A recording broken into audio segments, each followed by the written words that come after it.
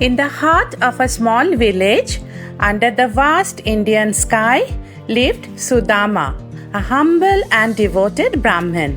His life was a tapestry of poverty, yet rich with memories of his childhood friend Krishna, who now ruled as the beloved king of Dwarka. Sudama's life had become a relentless struggle.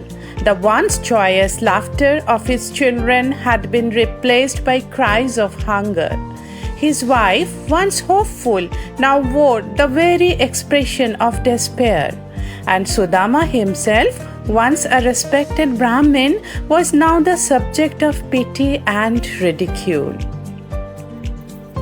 The villagers knew of Sudama's past, often mocking the disparity between his current life and his friendship with the king. Whispers of ridicule followed him, yet Sudama held onto the hope that Krishna's heart had not changed. With each passing day, the weight of his family's suffering pressed heavily on Sudama's shoulders. The memories of his childhood with Krishna were a distant dream, overshadowed by the harsh reality of his present. Desperation led him to a decision. He would seek out Krishna, not for wealth, but for the hope that his old friend might offer a glimmer of solace in these dark times. But why had Krishna, with all his power and wealth, not reached out to him? As Sudama approached the gates of Dwarka, memories of their youthful days flooded his mind. But he wondered if the bonds they once shared had faded into the past. With each step, doubt crept in. His worn-out clothes and frail appearance were a stark contrast to the grandeur of the palace he approached. At the palace, Sudama's heart pounded.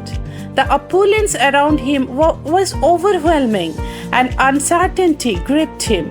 But Krishna, upon seeing his friend from afar, rushed to greet him with open arms, embracing him with the warmth of 1,000 suns. Krishna said, "My dear Sudama, your presence fills my heart with joy. Yet I see the questions in your eyes. Why did I not reach out during your hardships? Why the silence from a friend who could have eased your burdens?" The truth, dear friend, is that I have watched over you from afar, my heart aching with each challenge you faced. But I knew that your spirit, strong and pure, would guide you through the darkest of times. My silence was not born of neglect, but of faith in your resilience. The path we walk is filled with trials, yet it shapes us, molds us into who we are meant to be.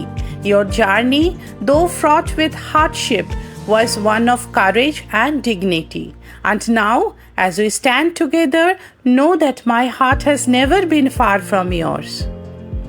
And with those words, the bond between Krishna and Sudama were reaffirmed, a testament to the enduring power of friendship and the beauty of selfless giving.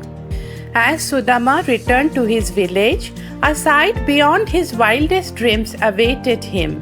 His humble heart had transformed into a resplendent palace. The barren grounds now flourished with lush gardens, and the air was filled with the sweet scent of blooming flowers. Sudama could hardly believe his eyes. Overwhelmed with gratitude, Sudama realized that Krishna's blessings were far beyond material wealth. The true treasure was the reaffirmation of their eternal friendship, a bond that transcended time, distance, and circumstance.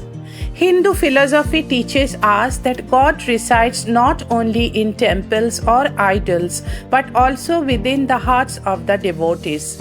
Just as Sudama's unwavering faith and humility drew Krishna to act in kindness, it reminds us that acts of selflessness and compassion are reflections of divine grace.